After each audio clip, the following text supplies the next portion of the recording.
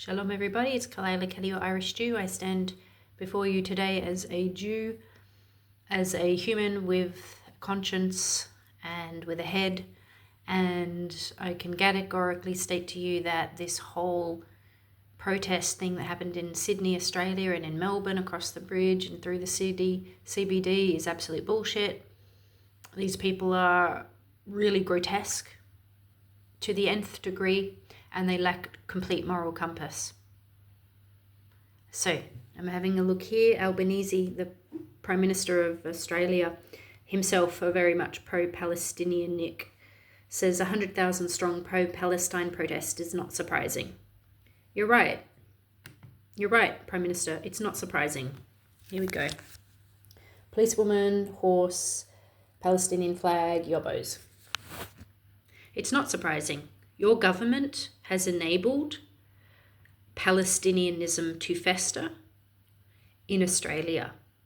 Your complete lack of courage, your lack of a moral backbone on this topic, your siding essentially with Hamas in this case, is historically grotesque and will be remembered as such. You are ushering in a new Australia, an Australia that has given in to the fringe elements of Islamists and Islamism, much of which is despised across the Muslim world, and you are siding with the worst of the sort of people that we should not be siding with.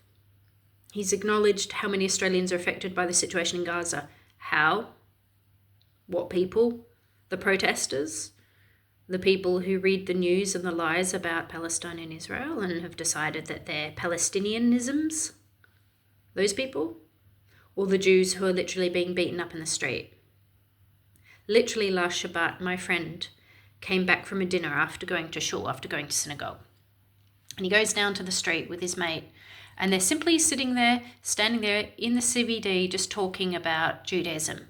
They're not even wearing their kippahs, right? Not even wearing a Star of David. How dare they? They're literally just sitting there talking about Judaism, and some drunk idiot overhears them, runs up to them, screams, "F the effing Jews," and punches one of my friends in the face. Then there's a scuffle, there's a fight, more fists being thrown, bitch slapping, leg kicking, it goes on. The anti-Semite runs off like a coward into the night, and my two friends, who are slightly traumatized at this point, go to the police to tell them what happened. Another anti-Semitic attack.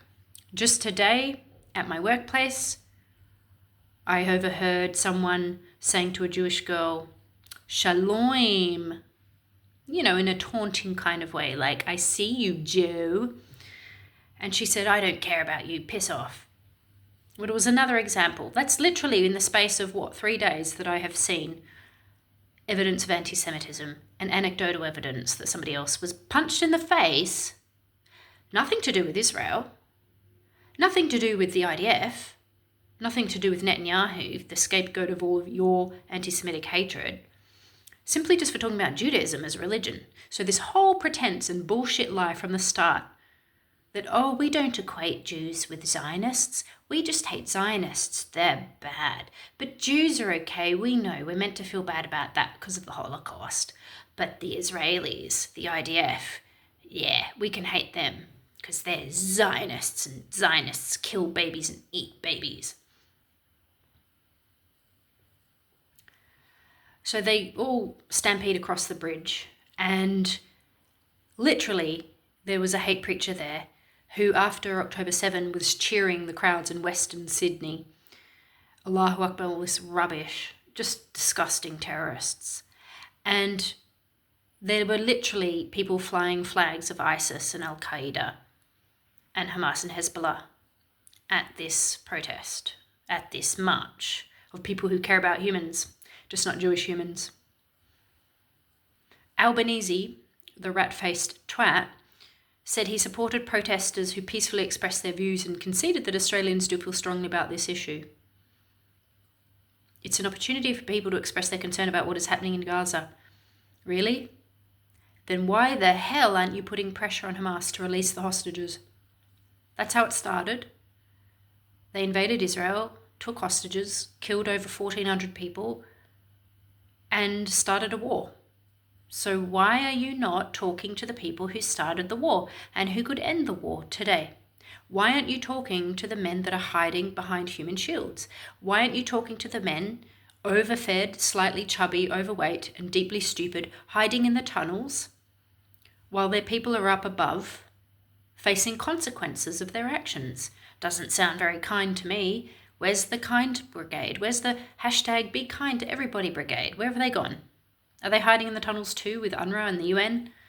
The hypocrisy is so rank and so stupid. It's astonishing. Anyway, enough ranting from me. It's heartbreaking. It's heartbreaking. But if it's happening in the US, happening in the UK, of course it'll come to Australia. The UK, Canada and France have all moved to recognise Palestine at a UN meeting in September if there are governance reforms. So you're rewarding Hamas for starting a war, for beheading people and burning babies and raping women and shooting them in the vagina with guns. And it's okay in your world because those people happen to be predominantly Jewish. Not all of them were, by the way. Just enough that it's like, yeah, they don't count. Fuck them. I mean, you let this sort of tone in, you let this energy in, and then you wonder why it happened in the past that there was a Holocaust. This is how it starts. It is on the streets now. It is on the streets. The organisers, Palestine Action Group, said it was an absolutely incredible day and everyone should be so proud of themselves. A beautiful outpouring of humanity with terrorist flags, people hiding their faces, shouting death, death to the IDF. That's actually a hate crime. Like, you're technically calling for the death of someone. That's hate speech and incitement to violence in its broadest terms. But he wants to call it an outpouring of humanity. Jesus. Marching side by side to end a genocide. What genocide? Give me the numbers. Show me the intent to murder all Palestinians. Otherwise, it's not a genocide. You have no proof. You have no evidence. It's not a genocide. And we demand our government sanction Israel. Not Hamas. Israel. We've sent an enormous message to the world. They must be really happy. They must be jerking off at home. They must be patting themselves on the back, blowing up pictures of them at the bridge and putting them on the walls, telling off those nasty little Jews. This is just anti-Semitism run riot. It's appalling, excuse me. And it'll have direct consequences on Australians living their lives. And so it's really interesting to watch this, I suppose, from a historical point of view. Like, it's really interesting to see, because I'm reading a book at the moment about Nazis and Nazi Germany and, you know, the usual dramatic question, how could they let it happen? And it's like, look around you right now. It happens when people are ignorant, when they don't do their research, when they don't look into facts, when they believe hearsay, when they believe the worst sort of hearsay, and when they usually, more often than not, historically speaking, when they blame the Jews for everything. When there's societal unrest and unhappiness, they point the finger at the Jews. It's like a barometer. They call it the canary in the mine, right? The Jews are the yellow canary in the mine, sensing the danger first. But I guarantee you, as has already been proven in Syria and across the Middle East, I guarantee you that it will start with the Jews because they're easy to pick off because there's so few of us. And, you know, there's that old rank anti-Semitism hanging around from, you know, the last 1,000 to 2,000 years across the West. They'll start with us and then they'll start with you, Christians. And they already have. And then they'll continue with the other minority Muslims or sects or anyone who's Muslim really that disagrees with terrorists. Then they'll be next. There'll be a nice big cleansing of all the filth, the infidels and the unbelievers and the people who aren't quite Islamist enough. And then you'll turn around after the gays have all been thrown off of the tops of buildings. And then you'll turn around after all your children have been indoctrinated and given hand grenades and machine guns. And then you'll turn around after all your women are locked indoors and aren't allowed to go outside without a male chaperone. Then you'll turn around and you go, God, how did that happen? How did the West become balkanized? How did it turn into Lebanon? A shit show of civil warfare between Islamist faction groups. Gosh, I wonder how that happened. Oh, it's a mystery, one for the history books. Maybe someone will write a novel about it one day and we'll study it in schools and go, how could they? How could they?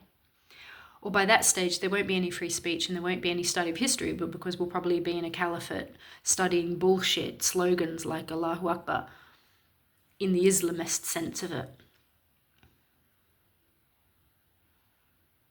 So there you have it. Well done, Australia. Mazel tov.